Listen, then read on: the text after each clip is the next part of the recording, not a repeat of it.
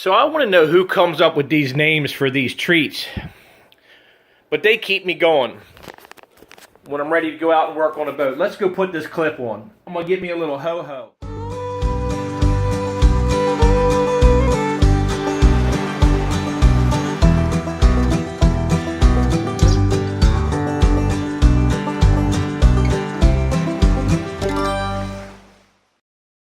Hello everybody. Welcome my YouTube family. I need no introduction, obviously. This is the most lamest, unprofessional, amateur boating channel on YouTube. Welcome to Speedboat Maniac 410. So what we're going to do today, guys, it's simple. I'm going to show you where the drive indicator clip that we've done a few videos ago. You guys, it's not a big deal. We're just putting a clip in, but we're going to grease it, you know, bolt everything back together and double check that the indicators are working right. But let's check the dash and take a look and see how you would know, obviously, that the drive indicator clip is bad or the indicator cable's failing or something like that. And, you know, obviously I keep my dash covered.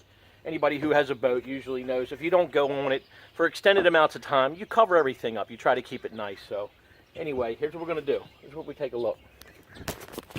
As you can see right here, okay, here's the dash layout, okay, right? Everybody's dash layout's different, but it all pretty much has the same basic controls. This is an older setup. I'm guessing from about 5 or 6, maybe 7 years ago, even though it's a nicer one. You know, it has mechanical indicators. So the cable actually attaches under the dash and runs up these indicators, okay? The flaps or the tabs, we don't really need to talk about them because they're not a situation right now. It's the drive, and specifically the starboard drive. So this button here is the button that controls both of them from your handle. So when you're running the throttles and you're up here, you can trim the boat out and both drives move evenly with each other. And then when you want to individually do them, you can do it from here.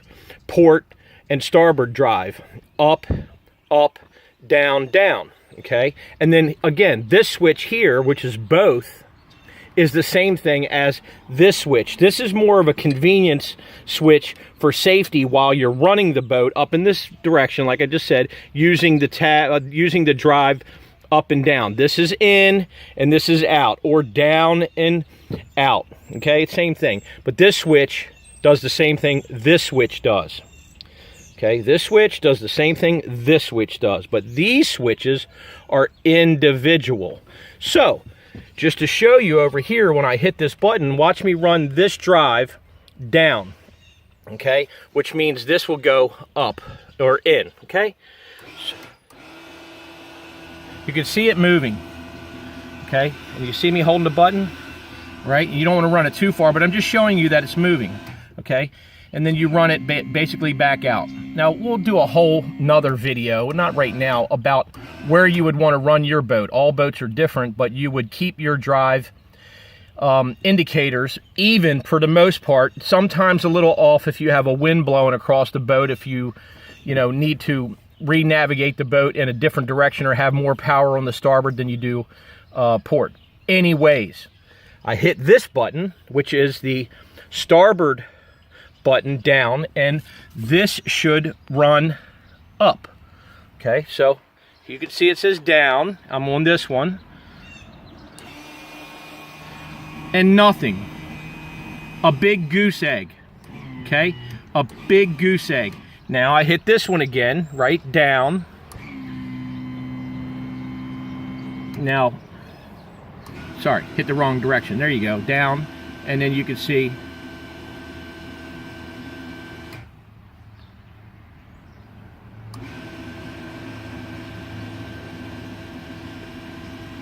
there she goes. And there you see that is working. This one's not working, this one is working. Okay, so look, now that we established what's working and what's not, let's see what's back here and how we have to adjust it, okay? Okay guys, so first thing you're gonna need to do before you start back here, now again, this is the starboard cable and indicator, okay? This moves in and out when the drive, this bushing or chrome big oversized washer pushes on this, and this moves in and out, which moves the cable, which indicates up on the dash what's going on. And here's your port one. Same thing on this side, okay? We already took this one off to see what the washer was and checked it. We're gonna grease this one also, but everything over here, it's minty. Now, you're gonna need tools. You know, if you're a hack like I am, you're gonna use a pipe wrench. You're gonna need a glass of milk, a ho-ho. Oh man, they're good. Ho-hos are good. And you're gonna need your good buddy, Doug Mooney, to oversee everything and make sure you're good to go. Because if it's not, then it won't be mint. Let's get a second. That's how I keep my girlish figure. Man, that's good. And whatever you do, don't just set this down anywhere, because the damn buzzards will come and get it.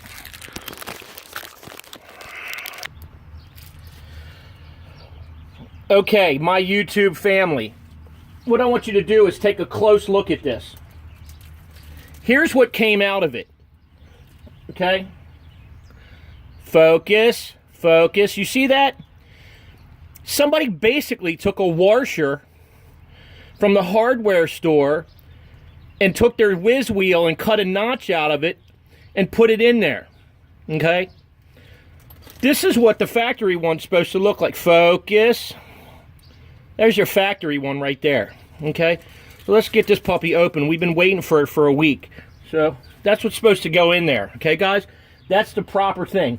I don't give a damn if it costs $8.95 or not with $10 of shipping.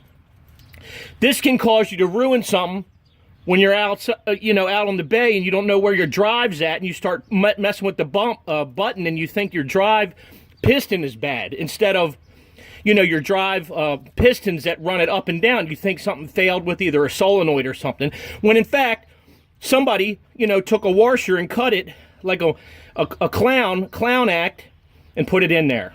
So that's what happened basically. All right, so enough of that. Let's put the clip in.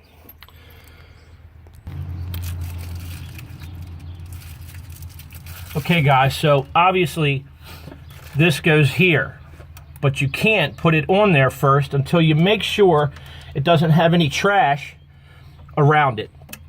So we're going to set that right there. This was already loose from the other day, okay? Let's make sure we can get this clean around here, this little track, right? Now, I did text my buddy Alan and Britt over at LSB a couple hours ago,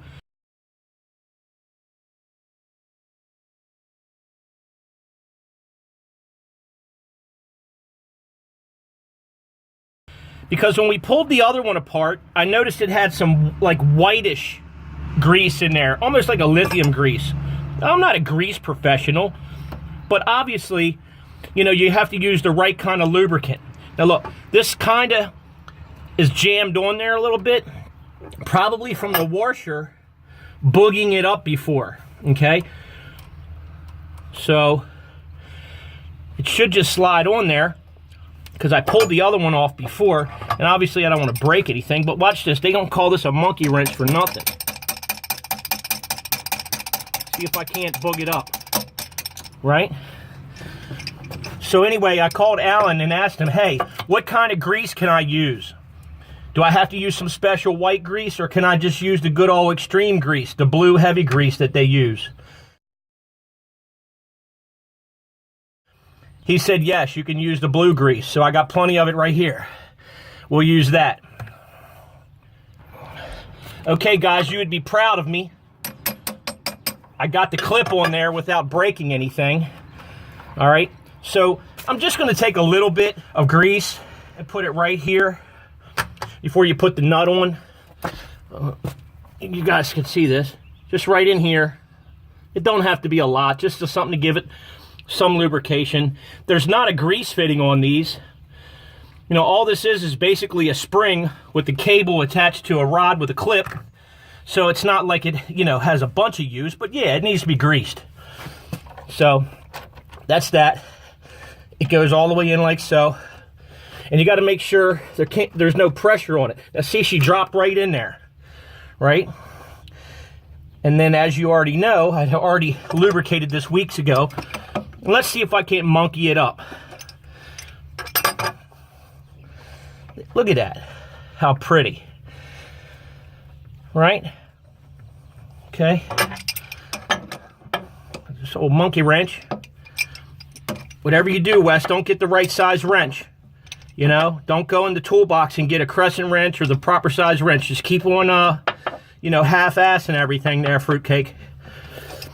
All right, so again, you just double check, right? Just bolt it in. You guys get the idea. You're just basically tightening this back up after the clip's installed.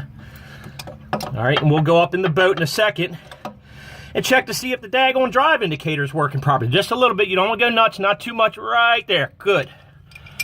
Okay. See if we're doing this properly. Let's check. What do you think, bud? Huh? Okay, guys, so now we're over on the port side. And again, there's nothing wrong with this one. We were just checking it to match up for the other one for the 357th time. I've already loosened this nut up with my pipe wrench. And we're going to just check it for grease and add a little bit of grease to it. And then we're going to get another bite of our ho-ho. Nothing like a ho-ho. Yeah. See that?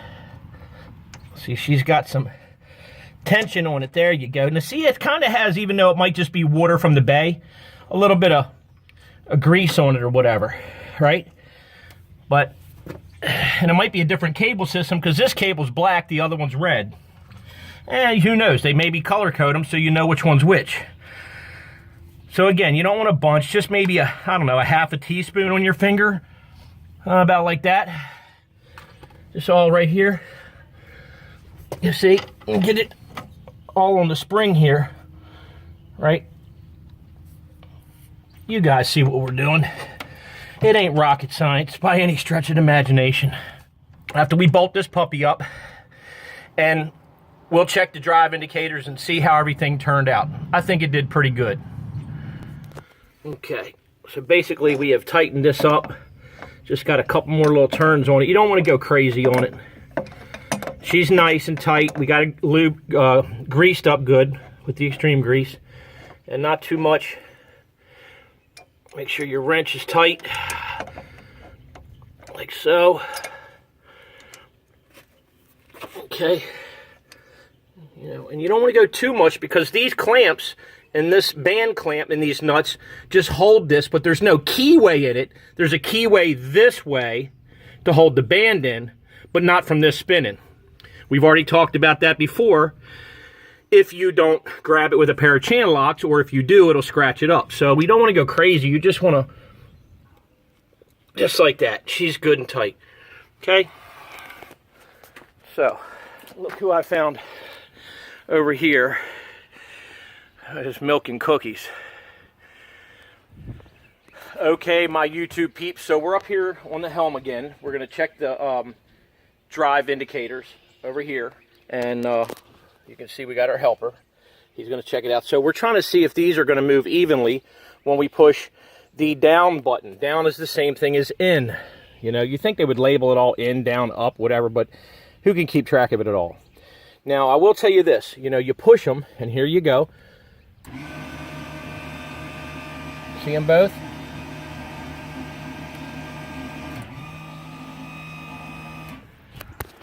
Now, take note, all hydraulic pumps that run the actual cylinder pistons that have the hydraulics that feed them with the fluid from the pump reservoir that's controlled by the solenoid actuators, they don't always run at the same speed, or sometimes some of them have more air in them than others, so they won't always run at the same speed. You have to always look at your dash and dial them in. So, again, this is an older boat. It's 20 years old. I'm not making excuses for it mechanically, but sometimes they just don't work like they're supposed to. So let's take a look and see again. I'm going to hit up and out, which is the same thing as up, which is the same thing as out, okay?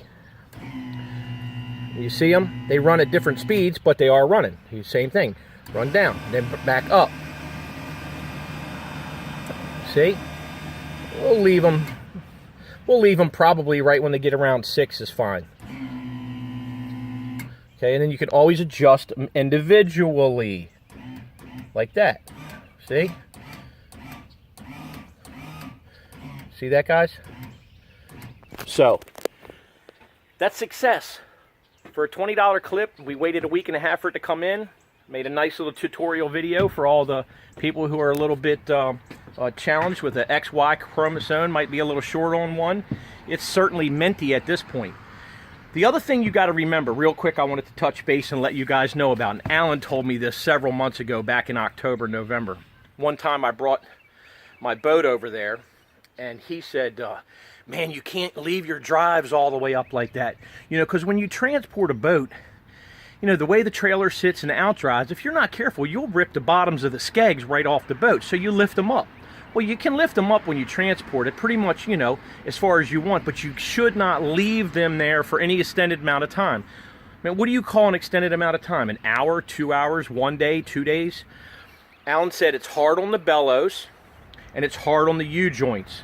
Well, I'm not an idiot, but I was like, oh yeah, that's right. So anytime you get a chance, once your boat is put wherever it needs to be put your drives not all the way down or tight in, but pretty much level or a little bit up, maybe at a 10 or 15 degree level, but never way up and leave them up there pinned, you know, past 7 or 8, which technically if this scale went all the way down, it would continue to go down here, but it stops right here.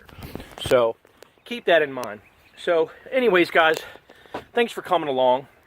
And everybody give Doug Mooney a big hand. He's been a great help. We appreciate it, and he certainly is minty, okay? If you like this video, give it a big thumbs up. And if you haven't subscribed already, please subscribe. And consider sharing it with a friend, and comment down below, and turn your notification bell on for any new videos coming your way. We appreciate you coming on board, and as always, God bless. I'm going to give me a little ho-ho.